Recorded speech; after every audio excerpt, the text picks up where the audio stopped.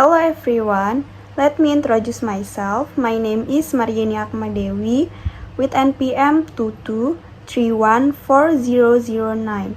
I'm from Civil Engineering 22. Here I want to explain about teknologi beton, material semen.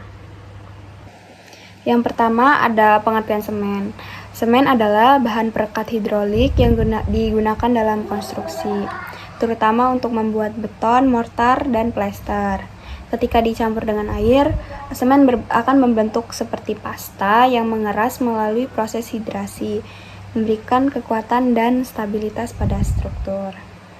Yang kedua yaitu asal semen. Jadi semen ini berasal dari pengolahan bahan baku utama seperti batu kapur atau CaCO3. Sumber utamanya itu kalsium. Yang kedua dari tanah liat. Tanah liat ini mengandung silika, alumina, dan oksida besi. Yang ketiga ada pasir silika. Pasir silika ini meningkatkan kadar silika untuk kekuatan semen tersendiri. Dan yang keempat ada gipsum untuk mengontrol waktu pengerasan. Kalau untuk proses pembuatannya, yang pertama itu penambangan, jadi mengambil bahan baku dari alam. Lalu yang kedua ada penggilingan awal. Bahan bakunya itu dihancurkan dan dicampur menjadi satu. Lalu setelah itu melalui proses yang ketiga pembakaran. Jadi bahan baku tersebut dicampur dan dipanaskan dalam kiln pada suhu 1400 sampai 1500 derajat Celcius untuk menghasilkan klinker. Dan yang keempat itu ada pendinginan dan penggilingan. Klinker tadi itu digiling bersama gipsum dan menjadi semen bubuk yang akan dipakai untuk konstruksi gitu. Jadi proses ini menghasilkan bahan perekat hidrolik yang mengeras saat bercampur dengan air, menjadikannya elemen penting dalam konstruksi yaitu semen. Lalu yang ketiga ada jenis-jenis semen. Jadi jenis-jenis semen yang umum untuk digunakan dalam konstruksi itu yang pertama ada semen Portland atau Ordinary Portland Cement, biasa disingkat OPC. Nah, jenis ini nih jenis paling umum untuk konstruksi beton.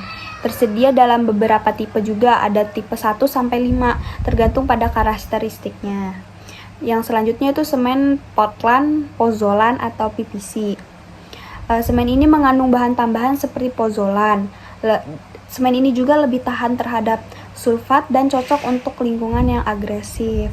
Yang ketiga itu ada semen Portland Composite, biasa disingkat PCC. Campuran semen Portland dengan material tambahan seperti fly, ash, dan slag. Semen ini juga ramah lingkungan dan lebih ekonomis. Dan yang keempat ada semen putih. Semen putih ini digunakan untuk estetika, biasanya dia cuma untuk plester dekoratif aja. Terus yang kelima ada semen tahan sulfat. Nah, semen ini cocok untuk konstruksi di daerah dengan kadar sulfat yang tinggi. Tuh, yang keenam ada semen cepat keras, yaitu memiliki waktu pengerasan yang lebih cepat. Dan yang ketujuh ada semen slag. Jadi semen ini tuh terbuat dari limbah industri slag, lalu digunakan untuk beton tahan api dan bangunan pelabuhan biasanya. Lalu selanjutnya ada pengujian semen.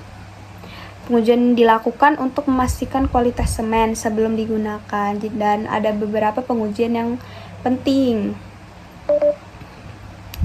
Pengujian yang pertama itu pengujian fisik. Jadi kekekalan volume atau sound test untuk memeriksa stabilitas dimensi. Yang kedua ada kekuatan tekan atau compressive strength untuk mengetahui daya tahan semen terhadap tekanan.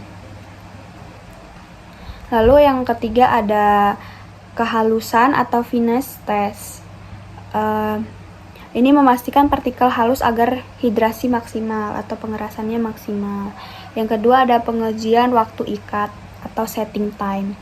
Dia ini menentukan waktu awal dan akhir. Jadi menentukan waktu mulai pengerasan dan waktu ikat akhirnya tuh waktu pengerasan penuh gitu. Terus juga dia memastikan semen memenuhi standar kinerja dalam konstruksi dan tidak terlalu cepat atau terlalu lambat untuk mengeras. Yang ketiga ada pengujian konsistensi standar atau standar konsistensi. Jadi ini tuh memastikan kadar air yang diperlukan untuk hidrasi. Lalu dia juga konsistensi standar mengaruhi pengikatan dan pengerasan semen. Lalu selanjutnya yang kelima yaitu penyimpanan semen. Agar kualitas semen tetap terjaga, penyimpanan juga harus dilakukan dengan benar. Yang pertama itu ada lokasi penyimpanan. Jadi semen ditempatkan di area kering dan tidak lembab. Lalu dijauhkan dari kontak langsung dengan tanah dan juga air. Penumpukan semen ini maksimal 10 kantong per tumpukan untuk menghindari tekanan berlebih. Lalu beri jarak 30 cm dari dinding. Tuh. Yang ketiga itu pakai sistem FIFO atau first in dan first out. Jadi gunakan semen yang terlebih dahulu masuk gudang. Lalu yang keempat ada perlindungan tambahan dengan tutup dengan terpal atau plastik untuk melindungi dari kelembapan itu sendiri. Jadi kesimpulannya, semen ini adalah komponen utama dalam konstruksi beton yang perannya sangat krusial. Pemahaman tentang jenis-jenis semen, proses pengujian serta penyimpanan yang benar dapat memastikan kualitas semen untuk kekuatan konstruksi. Jadi sekian penjelasan saya tentang teknologi beton, tentang material semen. Sekian, wassalamualaikum warahmatullahi wabarakatuh.